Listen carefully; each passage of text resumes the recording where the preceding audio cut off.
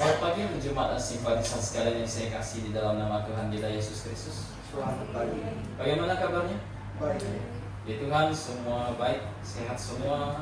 Bagaimana? Nikmat bernyanyi, memuji Tuhan. Amin. Amin. Ini seharusnya menjadi satu jemaat yang gemar bernyanyi. Jemaat yang dikatakan dalam surat Efesus pasal 5 bernyanyi dengan segenap hati. Saya sangat menikmati puji-pujian setiap hari Minggu, Rabu gitu. Bahkan puji-pujian yang dinyanyikan di waktu kebaktian itu rasanya beda kalau dinyanyikan sendiri. Karena kita bernyanyi dengan penuh sukacita. Sebagai orang-orang yang sudah diselamatkan, sebagai orang-orang yang sudah ditebus, kita bernyanyi bersama-sama sebagai saudara di dalam. Jadi rasanya beda. Nah, sekarang kita akan belajar firman Tuhan. Mari kita buka dalam Titus pasal 2. Kita masih melanjutkan pembelajaran kita dari minggu sebelumnya. Begitu. Ini pembelajaran yang cukup panjang. Sekarang kita lihat Titus pasal 2, masih di ayat ketiga. Namun hari ini kita akan baca sampai ayat yang ke-6. Titus pasal 2 ayat ketiga sampai ayat ke-6. Karena saya lihat semua rata-rata pakai ITB 1, jadi ini saya singkirkan dulu. Titus pasal 2, kita baca bergantian ayat ketiga, jemaat dan simpatisan ayat keempat, demikian silih berganti hingga ayat ke-6. Demikian juga perempuan-perempuan yang tua, hendaklah mereka hidup sebagai orang-orang beribadah. Jangan memfitnah, jangan menjadi hamba anggur, tetapi cakap mengajarkan hal-hal yang baik. Dan dengan demikian mendidik perempuan-perempuan muda untuk mengasihi suami dan anak-anaknya. Hidup bijaksana dan suci, rajin mengatur rumah tangganya, baik hati dan taat kepada suaminya, agar firman Allah jangan dihujat orang.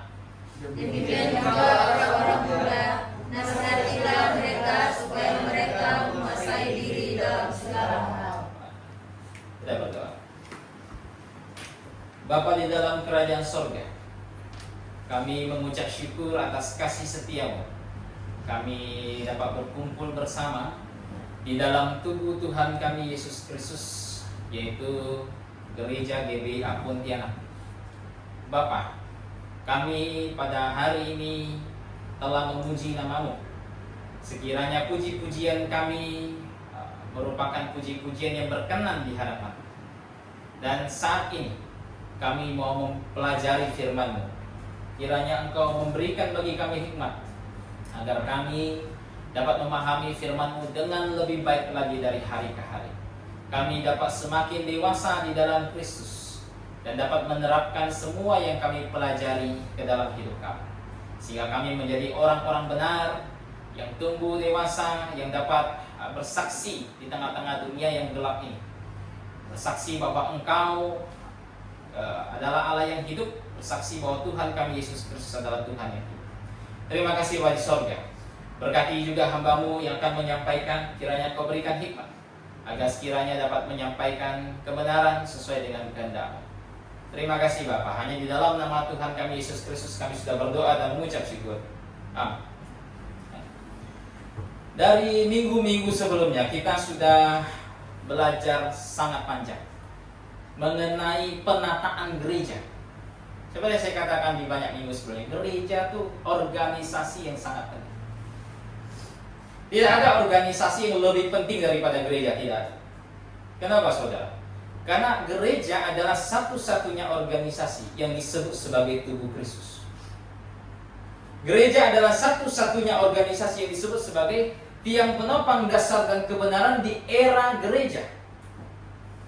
Dia merupakan satu-satunya organisasi yang disebut dibangun di atas batu karang yang hidup, yaitu Yesus Kristus. Jadi tidak ada organisasi yang lebih penting daripada gereja, saya rasa, untuk zaman ini. Bahkan saking pentingnya organisasi ini, Tuhan memberikan satu pekerjaan yang sangat besar terhadap organisasi. Dan pekerjaan tersebut adalah memberitakan Injil Kristus kepada banyak orang di luar sana. Karena begitu pentingnya organisasi ini, maka saya tidak heran kalau misalnya Tuhan memberikan banyak sekali instruksi, banyak sekali pengajaran, banyak sekali mandat untuk diterapkan pada gereja, supaya gereja itu tertata dengan baik. Saudara, kalau saya tanya kepada kita semua yang ada di ruangan ini, mungkinkah Tuhan memakai nabi palsu untuk mendidik orang yang tidak percaya di luar sana? Mungkin tidak. Jawabannya apa? Jelas tidak mungkin. Mungkin nggak Tuhan memakai sesuatu yang jelas sesat, sesuatu yang jelas salah, sesuatu yang jelas menyimpang dari kebenaran sebagai alat untuk memenangkan jiwa? Mungkin tidak. Tidak mungkin. Maka dari sebab itu, Tuhan membuat banyak sekali instruksi supaya gereja itu tetap benar, supaya gereja itu tetap pada garis yang lurus, agar bisa Tuhan pakai untuk menjadi alat, untuk memberitakan Injil, untuk mengajar orang-orang berdosa di luar sana, untuk mengajar orang-orang kudus yang berada di dalamnya, supaya mereka dipersembahkan benar, kudus dan tak bercacat di hadapan Allah kita. Nah, inilah yang kita pelajari dari kemarin tentang penataan gereja. Dan kita sudah lihat Tuhan memberikan instruksi demi instruksi untuk menata gereja. Kita sudah lihat dari banyak minggu yang lalu Tuhan memberikan instruksi untuk menata seorang pemimpin jemaat. Beberapa waktu lalu kita sudah melihat Tuhan memberikan instruksi untuk laki-laki tua yang ada di dalam gereja. Dan kemarin kita melihat instruksi untuk menata, untuk mengatur perempuan tua yang ada dalam gereja. Nah, kita sudah lihat, kalau nggak salah kemarin mengenai seorang perempuan tua, kalau nggak salah kita sudah melihat mengenai hidup dengan perilaku yang sesuai dengan kesucian. Betul tidak? Betul ya? Oke. Ini sudah kita lihat kemarin, dan sekarang kita akan lanjut. Apalagi yang Tuhan perintahkan untuk diajarkan kepada mereka agar mereka tertata dengan baik, agar mereka menjadi anggota jemaat yang benar di hadapan Tuhan. Kemarin saya katakan, jemaat itu bukan terdiri dari gembalanya doang, bukan terdiri dari pemimpinnya saja, itu terdiri dari seluruh anggota jemaat. Satu rusak, rusak semua. Kenapa? Karena jemaat itu tubuh Kristus. Ada tidak tangan yang merusak? Kanan mungkin, tetapi tangan kiri tidak merasakan sakit yang diderita tangan kanan kita. Ya ada. Satu anggota rusak, seluruh anggota merasakan. Makanya ini penting. Nah, kita sudah lihat kemarin tentang hidup sesuai dengan kesucian, dan kita lanjut. Apalagi yang Tuhan perintahkan untuk perempuan tua, bahkan untuk seluruh jemaat. Ya, saya katakan kemarin, walaupun perempuan tua, tetapi ini dapat diterapkan kepada semua jemaat. Apa yang Tuhan perintahkan? Kita lihat di Titus pasal 2. Masih di ayat ke-3. Katanya di sini, jangan memfitnah. Nah, ini hal yang kedua. Nasihat Tuhan untuk mereka, jangan memfitnah. Saudara, walaupun di sini disebut hanya memfitnah saja, tapi ini mencakup berbagai aspek dosa dari lidah. Baik itu gosip, baik itu membicarakan sesuatu yang tidak, berbohong, itu semua tercakup ke dalamnya. Dan menarik, Tuhan mengatakan jangan memfitnah, jangan menyebarkan rumor tanpa peduli apakah itu benar atau tidak. Kenapa saudara? Karena fitnah merupakan satu elemen yang paling merusak. Paling merusak. Dosa lidah merupakan dosa yang paling mudah dilakukan, namun paling merusak. Anda tahu, surat Yakobus menghabiskan cukup banyak pasal untuk membahas persoalan satu ini. Anda tahu bahwa Yakobus menggambarkan dosa satu ini seperti apa, tahu nggak? Dosa satu ini dia gambarkan seperti api yang membakar hutan. Banyak orang, saya rasa di antara kita yang hadir di tempat ini tahu kebakaran, bahkan pernah lihat kebakaran. Baru-baru ini kan saya kirim di grup yang kebakaran hutan dekat komplek kami. Saudara, ketika api menjalar, apa yang ditinggalkan? Apa yang ditinggalkan? Kerusakan. Betul? Tidak ada hal yang baik ketika api menyala di tengah hutan. Tidak ada. Yang ada hanya akan muncul kerusakan demi kerusakan. Itu yang terjadi. Dan Yakobus sangat tidak heran tidak kalau dia menggambarkan dosa satu ini seperti api yang menghanguskan. Kenapa? Ketika fitnah dibiarkan beredar dalam gereja, Ketika kebohongan dibiarkan beredar dalam gereja, maka yang akan ditinggalkan hanyalah reruntuhan dari sebuah gereja. Gereja tak akan berdiri dengan teguh. Saudara, siapapun di zaman manapun bisa saja menjadi pemfitnah, memfitnah sesamanya saudara seiman, bahkan menyerang karakter dari pemimpin mereka. Bisa saja. Namun perlu diingat, ketika ini dilakukan, maka yang tertinggal hanya akan reruntuhan saja. Dampaknya besar. Anda masih ingat bagaimana Israel keluar dari tanah Mesir? Mereka mau dibawa Tuhan ke tanah mana? Ke tanah Kanaan. Musa utus 12 pengintai untuk pergi mendahului mereka ke tanah Kanaan, ngecek seperti apa tanah yang Tuhan berikan kepada kita.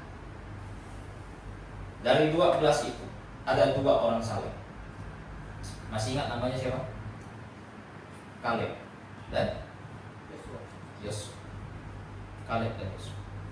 Tapi 10 yang lain, ini bermasalah semua 10. Mereka pergi ke tanah Kanaan, kemudian pulang. Yosua dan Kaleb yang paling semangat. Tanah yang Tuhan janjikan akan diberikan kepada kita, janji yang diberikan kepada leluhur kita, itu tanah yang sangat subur. Itu tanah yang berlimpah susu dan madu. Subur minta ampun. Anggur saja 1 tandan itu super besar. Kita bisa mematuhi Tuhan untuk masuk tanah Kanaan itu, untuk masuk ke tanah yang Tuhan akan berikan kepada kita. Hanya 2 yang mengatakan hal yang baik, 10-nya apa? Mengatakan hal yang busuk.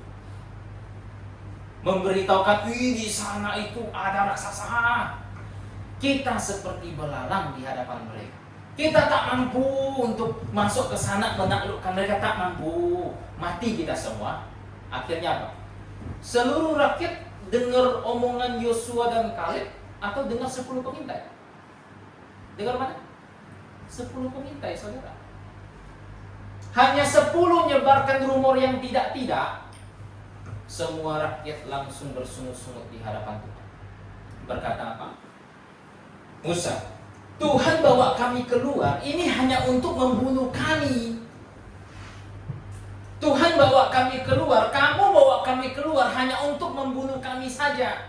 Mending kami tetap tinggal di tanah Mesir. Gara-gara apa itu? Hanya rumor dari 10 orang saja. Apa yang terjadi? Tuhan berkata apa? Udah, bangsa ini saya binasakan aja, saya bangkitkan daripada satu bangsa yang besar. Musa berkata, jangan Tuhan, jangan. Nanti apa yang dikatakan orang? Engkau bawa bangsa ini keluar untuk mematikan mereka. Akhirnya Tuhan berkata, oke. Kalau begitu semua mereka yang menentang ini, memberontak ini, tak akan ada yang masuk tanah Kanaan. Semua yang aku bawa keluar, yang melihat tiang awan, yang melihat tiang api, yang melewati tengah-tengah laut, melihat laut terbelah, tak akan masuk ke tanah Kanaan selain daripada siapa? Yosua dan Kaleb. Hanya gara-gara apa? 10 orang ngomong gak benar. Generasi pertama tadi masuk tanah Kanaan, semua mati di padang gurun. Anda bisa bayangkan betapa bahaya fitnah, perkataan bohong, mengatakan hal yang tidak terhadap sesama saudara. Anda bisa bayangkan.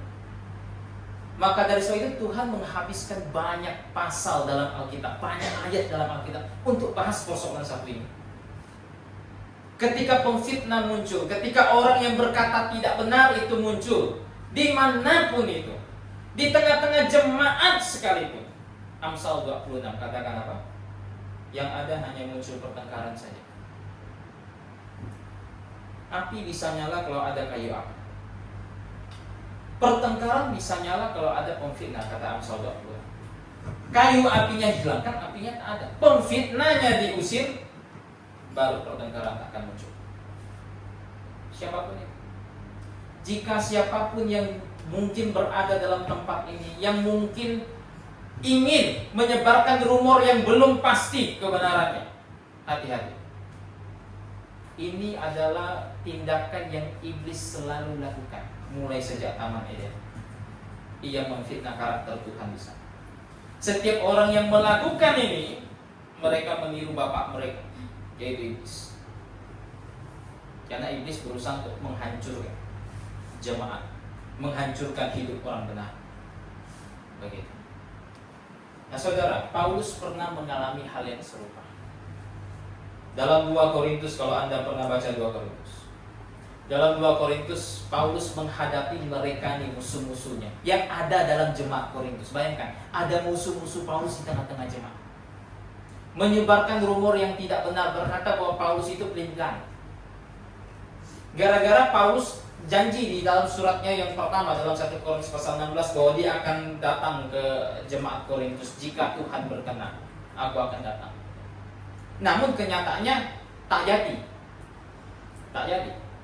Dan akhirnya mereka bilang, ini pelin-pelan ini, macam mana mau jadi pelayan Tuhan model macam begini, omongannya tak bisa dipegang.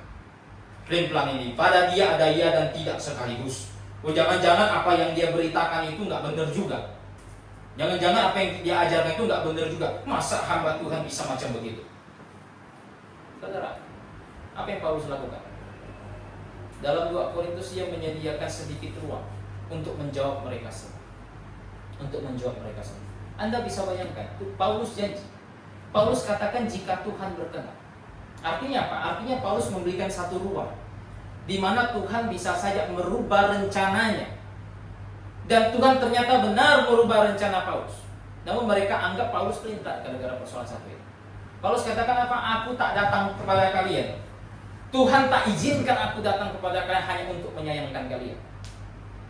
Kalau misalnya aku datang, habis semua. Begitu. Hanya untuk menyayangkan kalian, kata Paulus. Hal-hal seperti ini sudah muncul bahkan dihadapi oleh Paulus. Apalagi pada zaman kita. Lebih berbahaya lagi.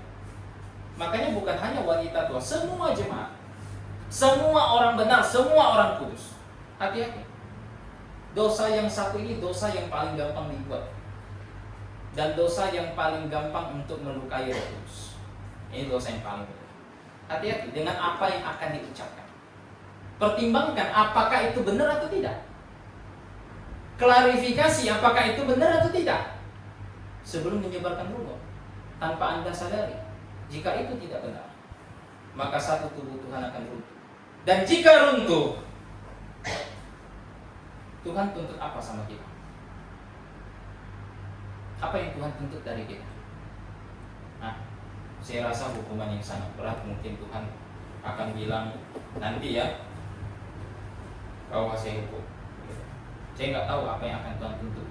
Tubuhnya hancur gara-gara kita. Makanya Tuhan berpesan, jangan menfitnah. Ini nasihat untuk bukan hanya wanita tua tapi semua jemaat. Tapi apalagi di sini? Katanya jangan menjadi hamba anggur. Nah, ini sudah kita bahas. Juga dinasihati kepada laki-laki tua. Jangan jadi hamba anggur. Saudara, seperti yang sudah pernah kita bahas, anggur itu merupakan sesuatu yang sangat berbahaya. Saya kadang bingung sama orang-orang Kristen tuh yang suka minum begitu.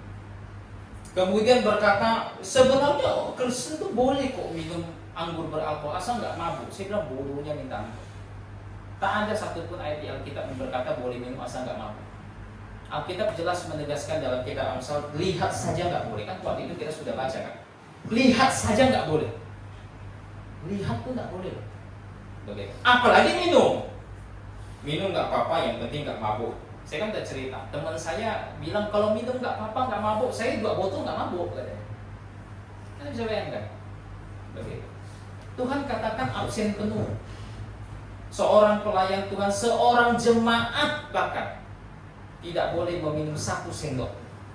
1 sendok. Ada yang bilang oh anggur untuk obat, omong kosong. Baca jurnal. 1 sendok anggur, 1 sendok saja itu sudah bisa membangkitkan berapa sel kanker. Bahkan jika itu dianggap berkhasiat sekalipun masih diperdebatkan dalam dunia medis. Jangan terlalu ingin memaksakan. Oh ya ini kan obat. Oh ini tuh hangatkan diri kalau lagi dingin. Pakai selimut, pakai penghangat ruangan. Nggak usah pakai sesuatu yang Tuhan tentang. Begitu. Jangan hamba anggur. Apalagi di sini. Lihat di sini. Mereka di ayat 4, mereka harus mendidik perempuan-perempuan muda, mereka harus jadi pengajar di sini. Nah, ini cocok untuk mereka yang sudah matang usianya, baik secara jasmani maupun rohani. Harus jadi pengajar. Saya kasih tahu, wanita tuh punya peran ngajar sangat penting dalam gereja. Saya kasih tahu. Perempuan tuh tak boleh tinggal diam saja. Namun, bukan berarti tidak ada batasan sama sekali. Bukan berarti tidak ada batasan sama sekali. Perempuan boleh ngajar. Titus pasal 2 katakan boleh, bahkan harus ditanggung jawab. Namun bukan berarti tidak ada batasannya. Alkitab memberikan batasan kepada siapa perempuan bisa mengajar. Banyak gereja zaman sekarang itu terlalu ekstrim menerapkan pesan Tuhan dalam Titus pasal 2. Akhirnya jatuh kepada kesesatan. Jatuh kepada praktek-praktek yang menentang Tuhan. Akhirnya apa? Di gereja tuh ada pengkhotbah wanita. Berdiri di mimbar, khotbah. Ada satu ibu-ibu yang sering tuh di YouTube, saya lupa pula namanya siapa, dia pengkhotbah gembala sepertinya begitu. Yang pernah berkata bahwa baca Alkitab tuh tak ada perintahnya. Itu kan bodohnya begitu. Cuma saya lupa namanya siapa. Dia bilang baca Alkitab tuh tak ada perintahnya. Kalau baca Alkitab tuh bisa stres kita. Kalau disuruh baca habis itu nampak bodohnya. Saudara, perempuan harus mengajar, tapi ada batasan. Coba kita lihat dalam 1 Korintus 14. Apa batasannya? 1 Korintus 14 ayat ke-34. 1 Korintus 14:34. Saya bacakan. 1 Korintus 14:34, sama seperti dalam semua jemaat orang-orang kudus, perempuan-perempuan harus berdiam diri dalam pertemuan-pertemuan jemaat. Sebab mereka tidak diperbolehkan untuk berbicara. Mereka harus menundukkan diri seperti yang dikatakan juga oleh hukum Taurat. Apa yang dimaksud tak boleh bicara di sini? Kalau kita lihat di ayat 35, 36, yang dimaksud itu adalah mengajarkan firman Tuhan. Ini yang nggak boleh. Kenapa? Karena di dalam pertemuan jemaat yang hadir itu tidak hanya wanita, namun juga ada laki-laki dewasa. 1 Korintus pasal 11 Tuhan katakan kepala dari perempuan adalah laki-laki. Kepala dari laki-laki ialah Kristus. Kepala dari Kristus ialah Allah. Oke. Jadi di 1 pasal 11 sudah dikasih dasar tuh. Kepala dari perempuan ialah laki-laki. Makanya di 1 Korintus 14 perempuan tak boleh mengajar laki-laki dewasa dalam pertemuan jemaat. Enggak boleh. Enggak boleh berdiri di mimbar, dengan gagah beraninya khotbah, enggak boleh. Menentang perintah Tuhan. Saudara, ada yang bilang sama saya, itu kan konteks zaman itu. Saya bilang nggak pernah belajar Alkitab, nggak pernah belajar sejarah Alkitab, mau banyak omong. Coba kita lihat. Kita lihat di ayat 37, saudara. Di ayat 37. Apakah ini hanya untuk zaman itu saja? Perempuan tak boleh ngajar laki-laki dewasa. Di ayat 37. Jika seorang menganggap dirinya nabi atau orang yang mendapat karunia rohani, di sini salah terjemahan. Salah terjemahan. Terjemahannya benar itu seperti ini. Jika seorang menganggap dirinya nabi atau seorang yang rohani, berarti kan, ia harus sadar bahwa apa yang kukatakan kepadamu adalah perintah Tuhan. Saya mau tanya, di sini orang-orang rohani dalam jemaat ini, amin? Ya, orang yang dewasa iman, amin? Yang rajin baca Alkitab dan belajar Alkitab, amin. Nah, ini orang rohani. Nah, semua yang rohani, kata Tuhan, dapat menilai apa yang kukatakan sebelum-sebelumnya. Termasuk 34, perempuan tak boleh mengajar laki-laki. Itu adalah perintah Tuhan. Saudara, kalau itu perintah Tuhan, maka kira-kira ada batasan yang apa? Ini sih boleh dilanggar. Karena sekarang perempuan sudah sekolah, boleh. Nanti pun kita akan tiba pada, kalau itu boleh, kita akan tiba pada minum alkohol boleh. Ini kan kadarnya nggak besar. Ngintip atau berzina boleh. Yang penting kan nggak sampai hamil gitu. Kita akan tiba sampai titik itu. Kalau semuanya kan model seperti itu kan begitu. Kalian bisa bayangkan. Kalau Tuhan katakan ini perintah, Tuhan turuti. Bahkan di ayat 34 yang kita baca, perhatikan, dikatakan sama seperti dalam semua jemaat orang-orang kudus. Saya katakan dengan tegas, hanya jemaat orang-orang kudus yang mengenal perintah Tuhan dengan baik, yang tidak mengizinkan perempuan mengajar di mimbar, mengajar laki-laki dewasa. Itu jemaat orang kudus. Kalau bukan jemaat orang kudus, ya bukan urusan lah. Tapi kalau jemaat orang-orang kudus, maka tidak mengizinkan perempuan mengajar laki-laki dewasa dalam pertemuan jemaat. 1 Timotius pasal 2. Apa yang dikatakan di sini? 1 Timotius pasal 2.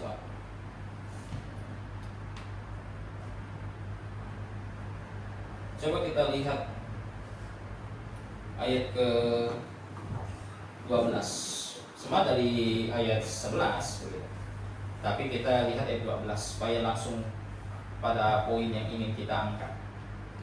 Ayat 12. Aku tidak mengizinkan perempuan mengajar dan juga tidak mengizinkannya memerintah laki-laki. Hendaklah ia berdiam diri. Kurang jelas apa ini coba? Saya rasa kalau misal ada anak, ini kira-kira sebesar Cindy begini kan, baca ayat ini langsung paham nih. Aku tak izinkan perempuan ngajar, tak izinkan dia memerintah laki-laki. Saya rasa ayat seumuran Cindy itu bisa langsung paham. Nggak perlu, oh ini sih maksudnya zaman itu belum sekolah perempuannya, sekarang kan sudah sekolah. Nggak ada. Firman Tuhan ditulis dengan kejernihan yang sangat jernih. Orang baca bisa paham. Tak butuh elit khusus untuk ini apa? Untuk tahu ini maksudnya apa. Coba kita lihat 1 Timotius 6. Sampai kapan sih perintah ini harus dituruti? Ayat 14. 6:14. Turutilah perintah ini dengan tidak bercacat dan tidak bercela hingga pada saat Tuhan kita Yesus Kristus menyatakan dirinya. Ini mau yang alasan perempuan belum sekolah kah? Paulus tak suka perempuan kah? Ada yang lucu juga sih, ada orang punya alasan Paulus benci perempuan, aneh juga. Paulus tak suka perempuan kah? Atau apakah di sana? Lihat 14 1 Timotius 6. Turuti perintah ini sampai Tuhan datang kembali. Sampai Tuhan menyatakan diri. Tuhan sudah datang? Sudah datang Tuhan menyatakan dirinya kedua kali? Belum turuti ini. Dengan tak bercacat dan tak bercela. Bukan hanya ini saja, semua perintah Tuhan yang sudah pernah diketahui, diajarkan, ada tertulis dalam Alkitab, turuti itu tanpa cacat, tanpa celah sampai Tuhan datang. Ini baru jemaat orang kudus. Ini baru jemaat orang kudus. Namun saudara, kita kembali ke Titus pasal 2. Bukan berarti perempuan tak boleh ngajar sama saya, boleh. Asalkan yang dia ajar itu adalah sesama wanita. Makanya dikatakan ayat keempat, dan dengan demikian mendidik perempuan-perempuan muda. Jadi tergantung siapa yang diajar. Begitu. Kalau perempuan muda tidak masalah. Tidak masalah. Nah, jadi perempuan itu kata Paulus kepada Titus harus ngajar, cuma ngajarlah kepada perempuan yang lebih muda. Begitu. Dan perhatikan,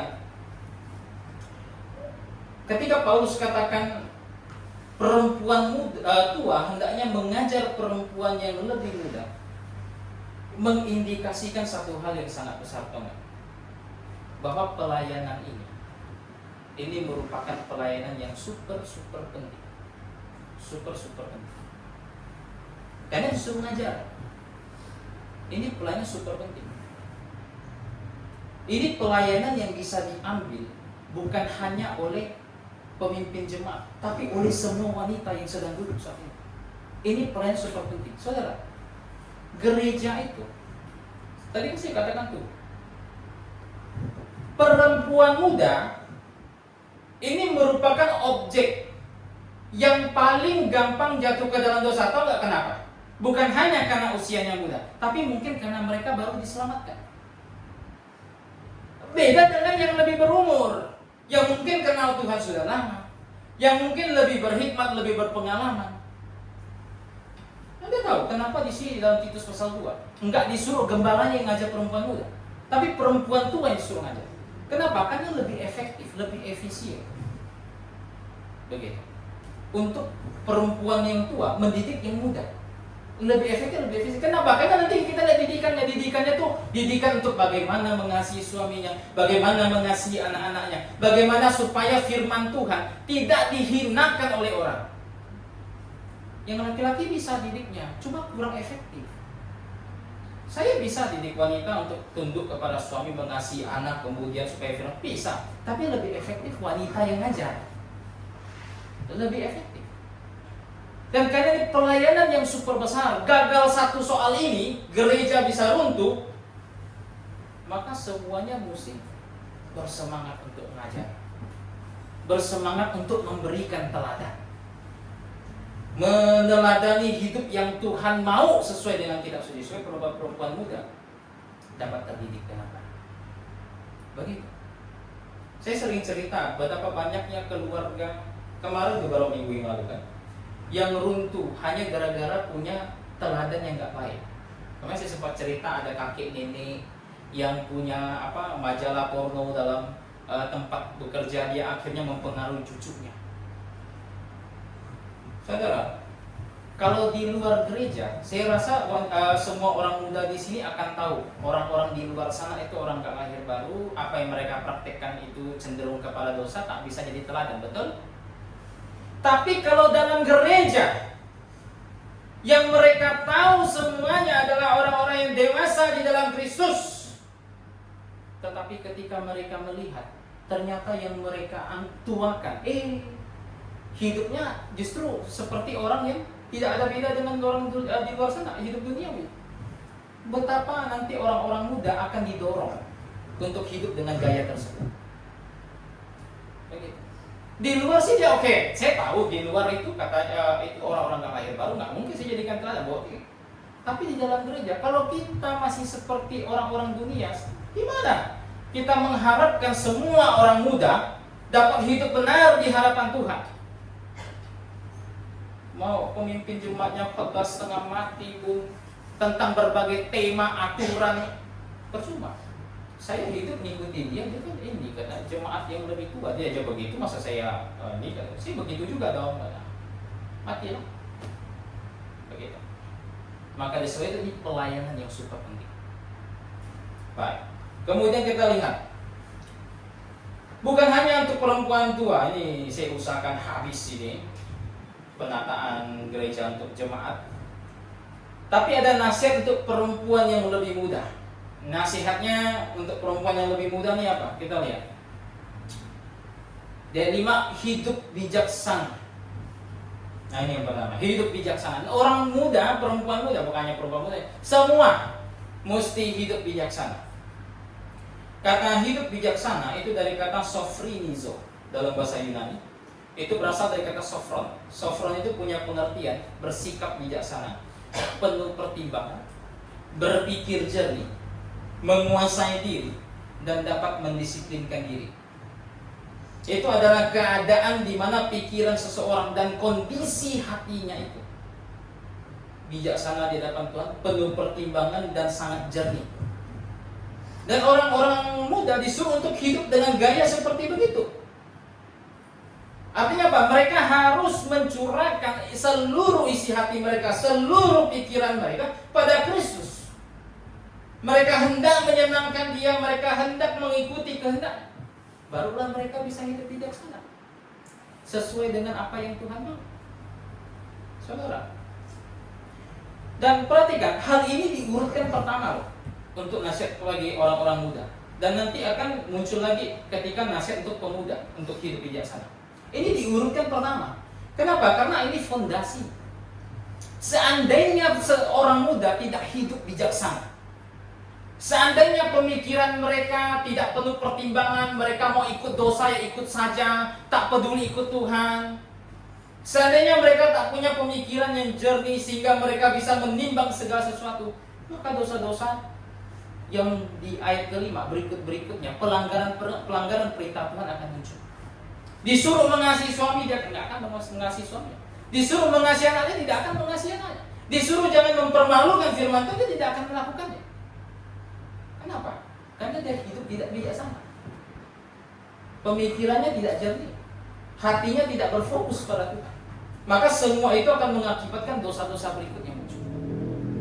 Makanya saudara, seperti yang saya katakan sebelum-sebelumnya, hal yang sama, hidup bijaksana ini baru bisa timbul jika kita sudah diselamatkan, jika kita sudah dilahir barukan oleh Tuhan. Tanpa kelahiran baru, tanpa keselamatan, boro-boro kita mengharapkan pemikiran yang bijaksana, pemikiran yang jernih. Pikiran kita saja bermusuhan dengan Allah. Itu yang Tuhan katakan dalam catatan Alkitab. Pikiran kita saja bermusuhan dengan Allah. Kenapa? Karena kita selalu memikirkan hal-hal yang jahat. Apa yang dikatakan Tuhan dalam Kejadian pasal 6? Alasan kenapa dia menghancurkan umat manusia. Salah satunya apa? Mereka selalu timbul hal jahat dari hati mereka. Salah satu alasan. Kenapa? Karena hati manusia sudah rusak oleh dosa. Anda bisa bayangkan, kita mengharapkan punya pikiran yang jernih, namun kita tidak pernah tobat dan percaya kepada Kristus. Bagaimana bisa? Semua isi hati kita itu bermusuhan dengan Allah. Begitu. Maka dari sebab itu butuh yang namanya kelahiran kembali. Butuh yang namanya berita Injil Yesus Kristus untuk mengubah pemikiran tersebut, melahirkan pemikiran tersebut. Namun tidak hanya seseorang mesti selamat. Saya anggap asumsikan sini selamat gitu. Tapi yang dibutuhkan tuh salah satu yang lain adalah giat belajar firman Tuhan. Ini hal yang lain yang dibutuhkan. Oke, lahir baru, oke, diselamatkan. Namun kalau misalnya dia bukan pembelajar firman Tuhan yang amat giat, bagaimana bisa dia hidup bijaksana di hadapan Tuhan? Bagaimana dia bisa memahami apa yang Tuhan larang dan apa yang Tuhan mau? Bagaimana dia bisa tahu mana kehendak Tuhan, mana bukan? Bagaimana bisa dikatakan dalam Roma pasal 12 bahwa akal budinya diperbaharui terus dari hari ke hari, sehingga dia dapat menilai mana yang baik, mana yang tidak, mana kehendak Tuhan, mana bukan? Bagaimana bisa jika dia sendiri tidak pernah belajar firman Tuhan, tak pernah baca firman Tuhan? Saudara, saya punya murid SMA di RBC. Banyak dari mereka itu Kristen dari lahir, tak pernah baca Alkitab. Enggak usah saya suruh buka Habakuk. Buka Habakuk saya rasa semua bisa di sini ya. Enggak usah saya suruh buka Nahum. Saya suruh buka Matius saja, mereka masih nyari Matius di mana? Dicari dari Kejadian.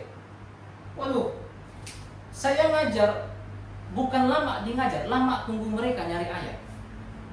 Sudah bacanya juga belepotan begitu kan? Anda bisa bayangkan? Bukan hanya murid-murid saya seperti itu. Banyak orang Kristen di luar sana juga seperti itu. Belum tentu di rumahnya ada barang ini. Ada Alkitab. Adapun satu biji ini awet untuk 10-20 tahun sama dia. Kenapa bisa awet? Oh, tak pernah dibaca, tak pernah dibuka. Banyak pengkhotbah, saya nggak tahu ini Alkitab keberapa saya. Banyak pengkhotbah, banyak orang datang bawa Alkitab rusak, bukan karena dia tak mampu beli, karena dia pakai terus, dibaca-baca terus, halamannya jadi lapuk, robek, kelipat-lipat, sering dipakai. Jangankan anak SMA saya, banyak orang Kristen di luar sana seperti itu. Anda bisa bayangkan, jika sudah model seperti itu, apa yang mau diharapkan?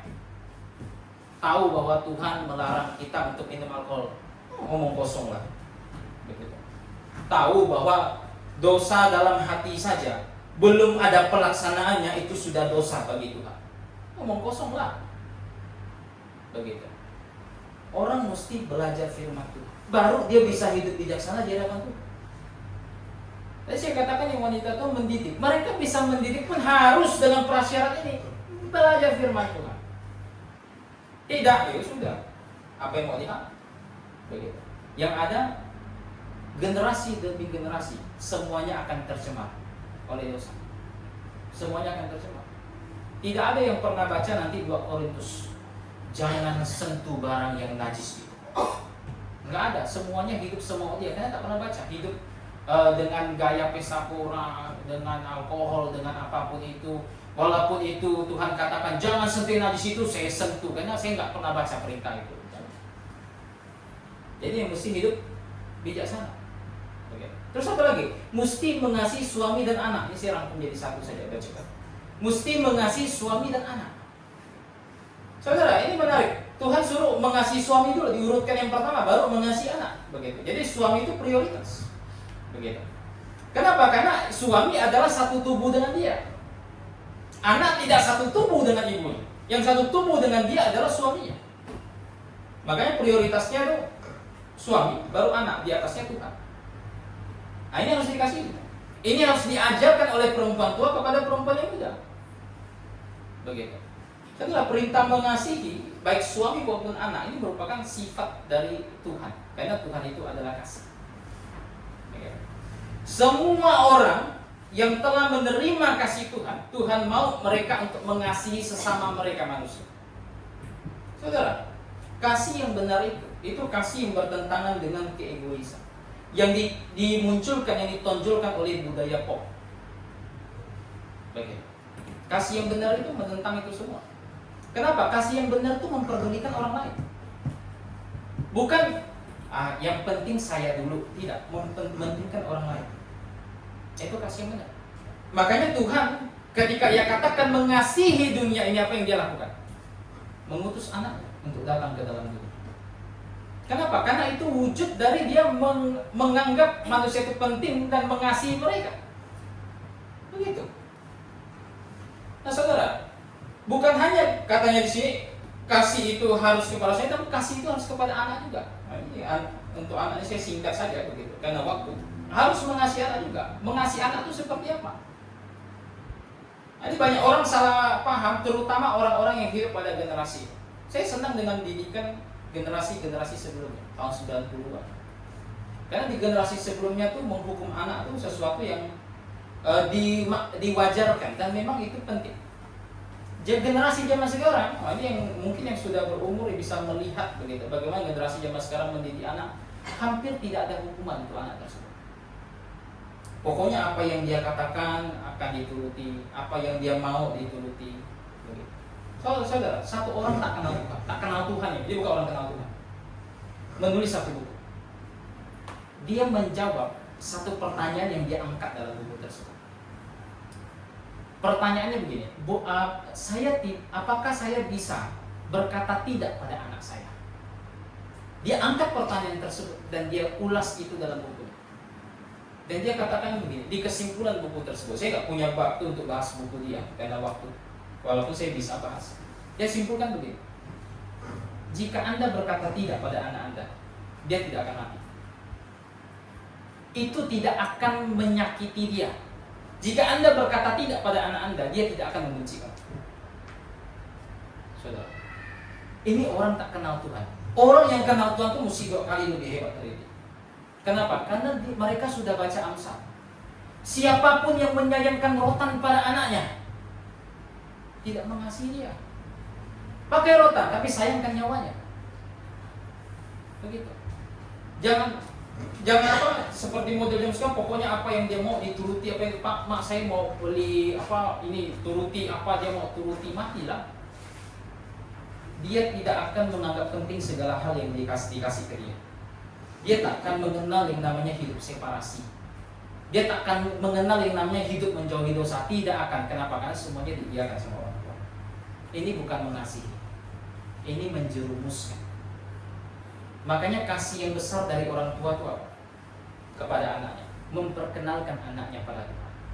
Ini kasih yang paling besar. Saya rasa tak ada kasih yang besar daripada itu. Memperkenalkan anaknya kepada Tuhan. Tuhan katakan, jiwa semua orang itu milik Dia. Orang tua yang mengenal Tuhan paham ini. Semua jiwa anak itu punya Tuhan. Ketika anak sudah mulai tumbuh, mereka sudah mengerti sesuatu, ajarkan mereka tentang Tuhan. Bawa cerita dalam rumah. Jangan tak pernah bawa renungan dalam rumah. Ketika anak itu sudah mulai tumbuh besar, kenalkan dia dengan Tuhan. Amsal katakan apa? Ketika anak muda dididik, dia tak akan menyimpang di ketika ia dewasa. Ini yang mesti dilakukan. Ini baru mengasihi anak. Jangan lupa disiplinkan mereka ketika mereka buat salah. Begitu. Saudara, masih banyak hal yang bisa saya bahas tentang mengasihi di sini. Cuma karena waktu, saya habiskan untuk penataan anggota jemaat sampai di sini. Nah, kita sudah lihat panjang lebar soalnya. Udah berapa minggu nih? Kayaknya ini minggu ke-5 kita lihat ini, atau minggu ke-4 saya.